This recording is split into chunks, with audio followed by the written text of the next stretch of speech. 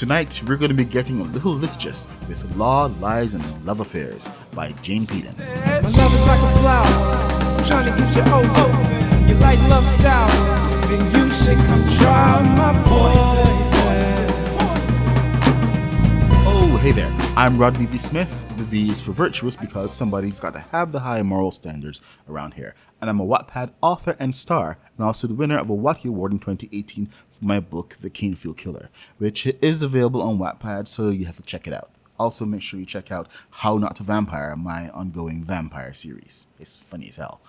Anyway, what we're doing today is that I'm an author. So this means that a lot of my friends are also authors. Since I like to talk about what my friends are doing, I've decided one of the best ways to do that will be to read the first chapter of their books on video. So far, it's a win for everyone. Like most books, you can get a lot from a synopsis, but with the first chapter, it tells you if you like a book, and more importantly, if you like the author. This is not a review, just me sharing and presenting the books as written, as I read them. You get to be the judge of how cool the stories are. The work always speaks for itself. Warning, this is usually my first time or second time reading, so you get to hear all of my mistakes. Every single one of them. Fun, right? Anyway, the links are always in the description, so if you're ready, let's get into it. 6 years after a weekend fling with her law school nemesis, Michael Wellington, Stephanie is hiding a secret that could change the lives of many. The last thing she wants is for Mike to find out. Groomed for success from the day he was born, with a powerful family whose wealth and influence go back generations, Mike is everything she's not. His charming arrogance makes him the last person she wants to deal with, even if she can't deny the attraction between them. So, as Stephanie takes the world by storm as one of the most successful international lawyers, she keeps up the lies and the facade that she started with her twin sister all those years ago. But what will she do when the house of cards comes crashing down? Chapter 1. Not So Friendly Rivals. Stephanie looked up from her desk in the Law Journal office to see her nemesis leaning in the doorway, a bear in one hand and a grin on his face. Getting a little last-minute edits done, Stevie? It's Stephanie. Only her sister called her Stevie now. Stevie was a girl in thrift shop clothes who sometimes went to bed hungry at night, never lived in one place long enough to call it home, and dreamed of a better future. Stephanie was a successful student who took a small scholarship and worked her way through college, aced the LSAT, and ended up with a full ride at Yale Law School, where she was just one step away from making those dreams come true. Nothing was going to stand in her way. She looked up at him over the stack of papers. Someone has to do the work around here. It's Thanksgiving break. Shouldn't you be on a plane to somewhere? Shouldn't you? He stepped closer, pulling up a chair and straddling it, leaning over the back to study her. Even in his faded jeans and sweatshirt, everything about him screamed wealth and privilege. Everything came easy for Michael Reese Wellington. He didn't need a law degree to step into a high-level position in the private equity firm owned by his family. Or maybe he would decide to manage one of their other interests, like Wellington Properties, one of the premier real estate companies in New York, or the fast-growing chain of high-end hotels that carried the Wellington brand. Unlike Stephanie, who had an ever-increasing load of student loan debt just to meet her day-to-day living expenses, and a time-consuming internship with a federal judge that added volumes to her resume and experience, but nothing to her meager bank account. But all that was going to change in less than 6 months when she graduated and began her career with a prestigious global law firm that had hired her, proving that hard work and single-minded determination really did pay off. Mike shrugged. My mother's on a yacht in Crete with her third husband. My father will be dining somewhere fashionable in LA with his soon-to-be fourth wife. He's invested in her next movie. I'm sure the household staff would have accommodated me with a turkey dinner, but why make them miss being home with their own families just to open up the house for me? Besides, I don't like to eat alone. Poor little rich boy, Stephanie said, and wondered idly what exactly was entailed in opening up a house. In her experience, Turn the key and open the door worked well enough. Ow, that stings. He slapped a hand across his heart and stared at her with those startling blue eyes that had female classmates practically swooning over him from the day he first set foot on campus. It was a good thing Stephanie was immune to such things. She narrowed her own eyes. Did you have brothers? Yeah, two of them. Half brothers, actually, and they both have other plans. He said it nonchalantly, and Stephanie wondered why. With money no object, he and his brothers didn't make any effort to spend the holiday together.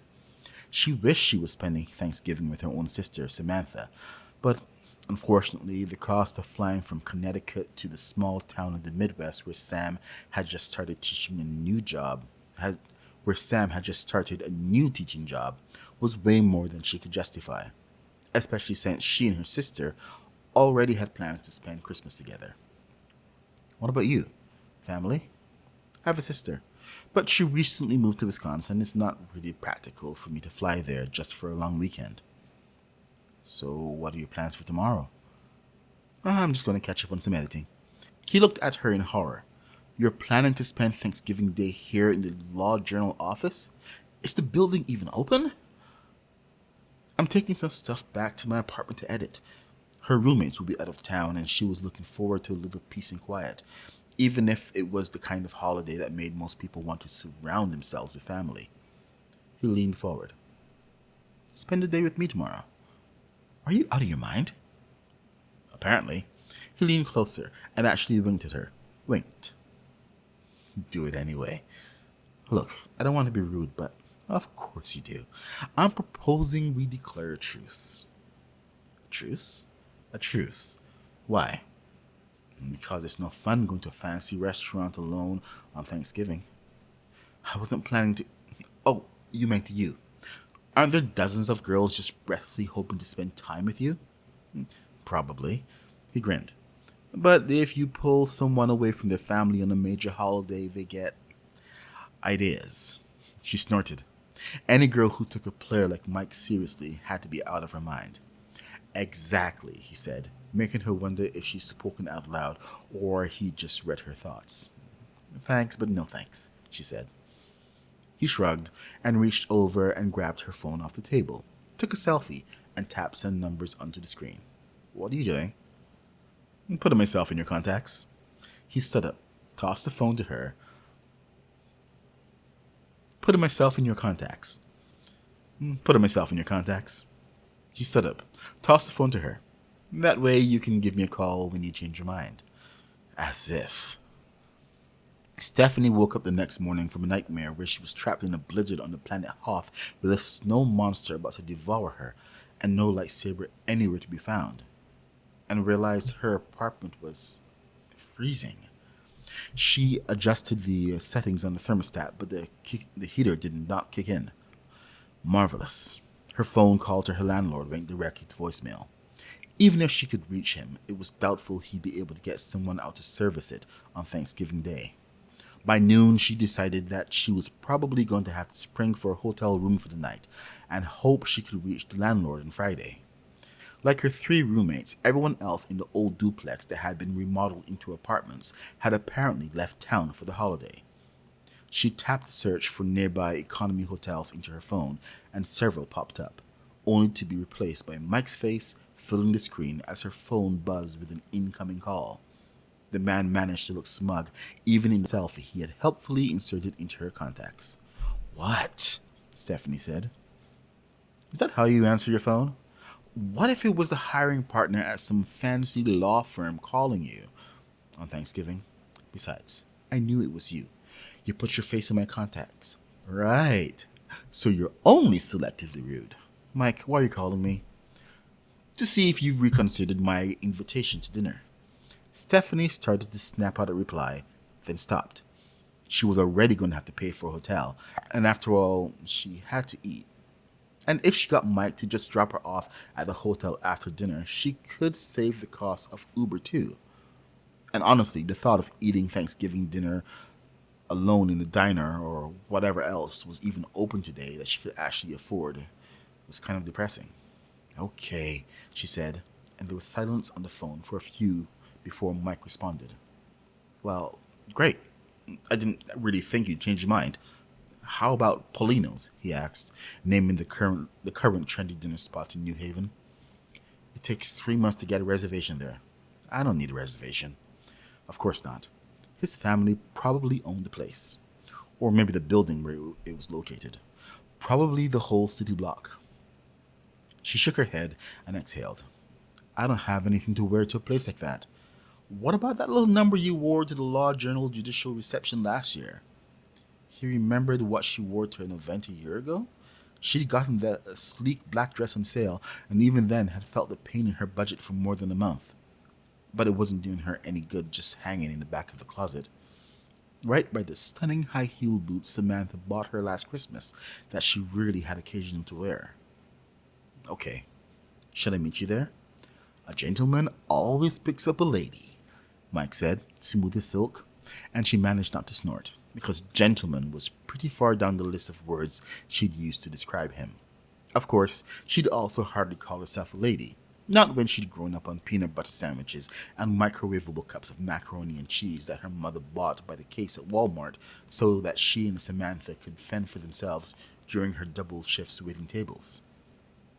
Samantha grew up dreaming of a cozy home filled with children and laughter, someplace where she could put down roots and stay forever.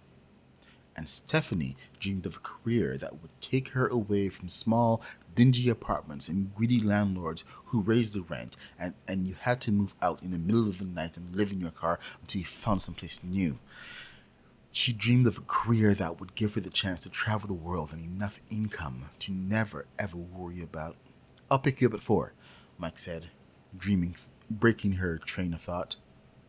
Isn't that a little she started, then realized he'd already hung up. Must have been afraid she'd change her mind. Okay, that's it for Law, Lies, and Love Affairs by Jane Peden. If you like what you just heard, you can continue reading more of the book on Wattpad by following the link in the description. Also, give Jane a follow on social media as well. That's all for tonight, so thanks for joining. Don't forget to click the like button down there and subscribe if you want to listen to me read some more perfect chapters and bite my tongue like this. Ow! Yeah, okay, I tried to update it a few times, but we'll see how that's gonna go. Anyway, there's always something new, so I'll see you around. Happy reading. And ever since then, my lying eyes are deceived.